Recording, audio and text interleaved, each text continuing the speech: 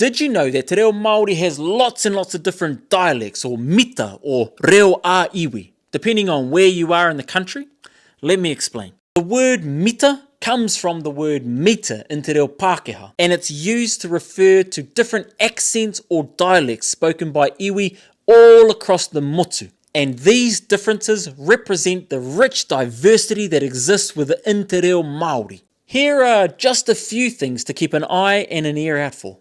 Different iwi use their own words to describe things. For example, the word koro in most parts of the country refers to an elderly man or a grandfather. But in some parts of the far north, the word koro actually refers to a young boy. Confusing, right?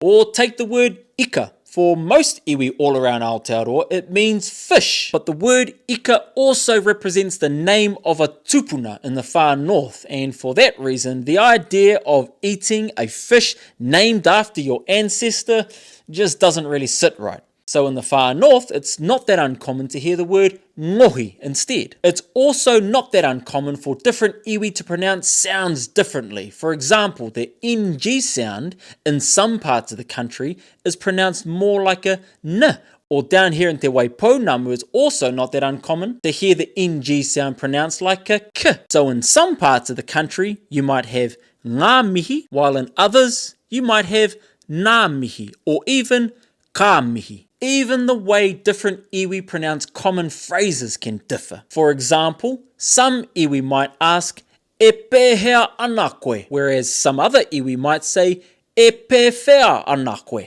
Look, there are tons of different examples that we could go over when it comes to different mita. But the beauty of mita is that no one version is better or more correct than another. They all carry the mana and the whakapapa of the different iwi that they represent. So if you hear a dialect that's a little bit different from the Māori that you learnt, just remember, it all adds to the richness of te reo Māori. Unless they're just straight up mispronouncing words, in which case that ain't a mita, that's just wrong.